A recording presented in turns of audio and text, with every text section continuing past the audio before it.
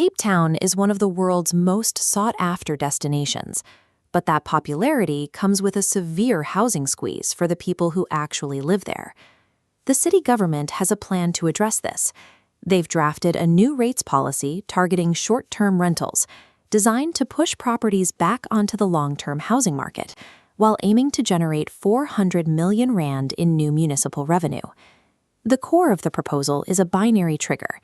If a property is listed online as available for more than 50% of the year, it crosses that halfway mark and triggers a commercial tax multiplier, raising the rates by 2.35 times. This mechanism relies on a specific assumption that every person renting out a home is a commercial investor.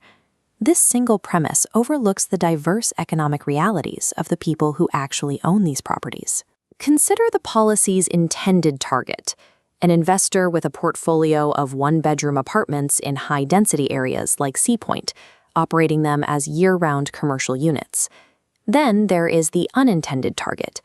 This is a local family with a single holiday home in a coastal village like Simonstown, making it available to guests only when they aren't using it themselves. The new policy treats these two owners exactly the same. The multi-property investor and the single-home family are both reclassified as identical commercial entities the moment they cross the 183-day listing threshold.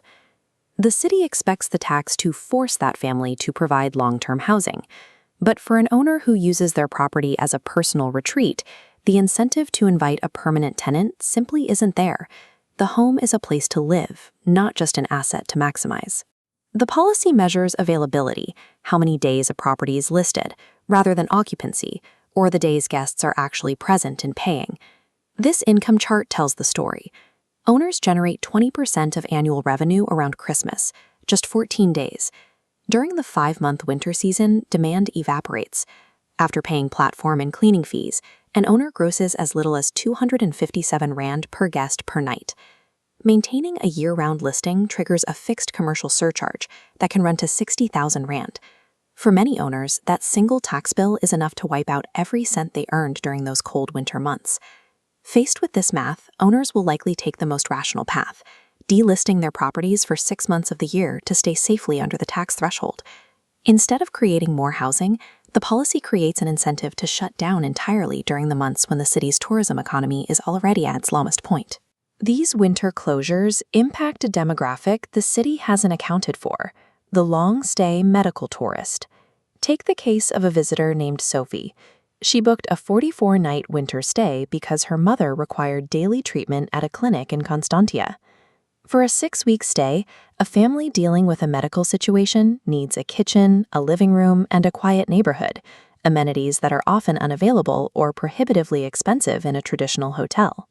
If holiday homeowners delist for the winter to avoid the tax surcharge, the supply of affordable, mid-term accommodation for people like Sophie's family could disappear. Removing these listings doesn't necessarily open up a residential apartment for a local worker. It simply removes a vital accommodation option for visitors who support the city during the off-season. This behavioral shift, owners choosing to close for winter, directly threatens the city's 400 million Rand revenue target. The city's math assumes that owners will pay new rates, but if a significant portion of the market simply stops listing for half the year, they stay below the commercial trigger, meaning much of that projected revenue could fail to materialize.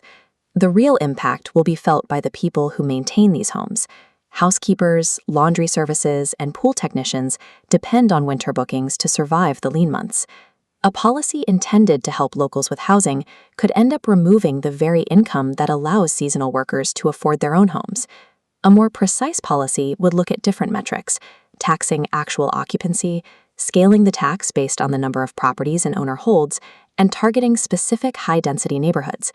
By focusing on actual commercial investment portfolios, the city could protect housing stock without damaging the microeconomy of single-property holiday homes. Governance requires a clear understanding of behavioral incentives, because failing to account for how people respond to a blunt policy can turn a well-intentioned housing solution into a set of very expensive problems for the people it was meant to help.